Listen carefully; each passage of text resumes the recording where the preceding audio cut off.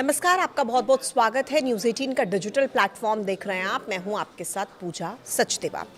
8वें वेतन आयोग को लेकर कर्मचारियों के बीच हलचल बहुत तेज है, क्योंकि चर्चा ऐसी चल रही है कि 8वें वेतन आयोग में अब तक की सबसे बड़ी सैलरी हाइक देखने को मिल सकती है, क्योंकि पिछले 10 सालों में महंगाई काफ़ी ज़्यादा बढ़ गई है।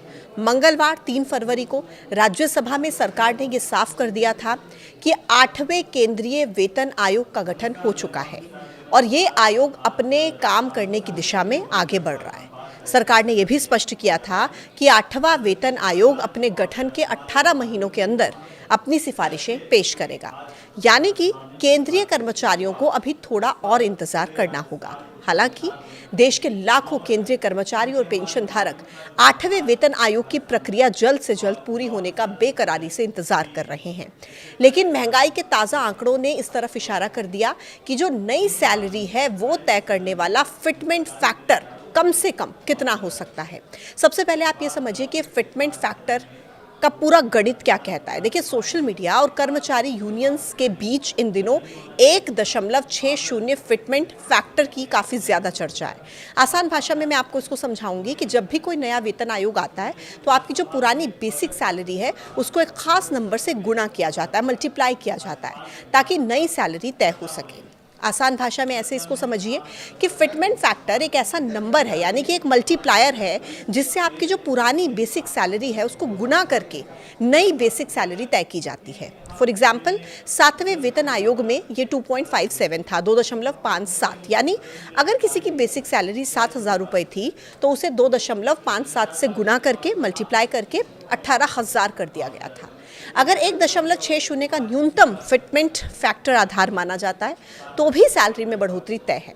लेकिन अगर सरकार 7वें वेतन आयोग की तरह इसे 2.57, 2.57 या फिर उससे ज़्यादा रखती है तो न्यूनतम बेसिक सैलरी 18,000 से बढ़कर 34,000 से 51,000 के बीच में पहुंच सकती है। फिटमेंट फैक्टर बढ़ने का सीधा फायदा पेंशनर्स को भी मिलता है। उनकी जो मूल पेंशन है उसको भी इसी फैक्टर से गुणा किया जाएगा, जिससे मासिक पेंशन में भी भारी इजाफा होगा। अब देखिए कि 1.60 के आंकड़े का मतलब क्या है।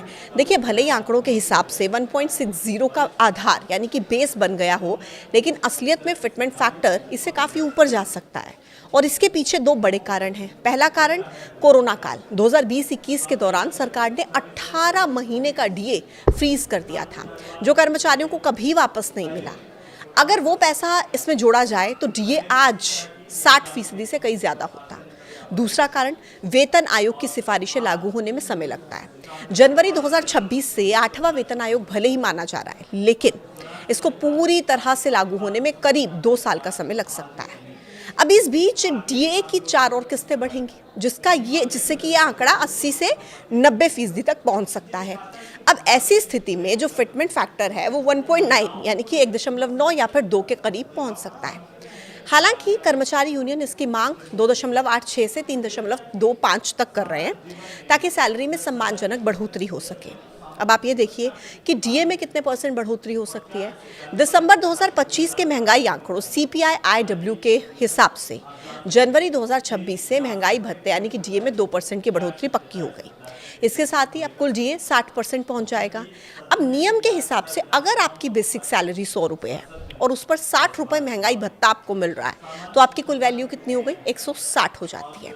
और यही वजह है कि जानकार कह रहे हैं कि 8वें वेतन आयोग का फिटमेंट फैक्टर 1.60 से कम हो तो हो ही नहीं सकता, क्योंकि ये महंगाई के हिसाब से आपका हक बन चुका है।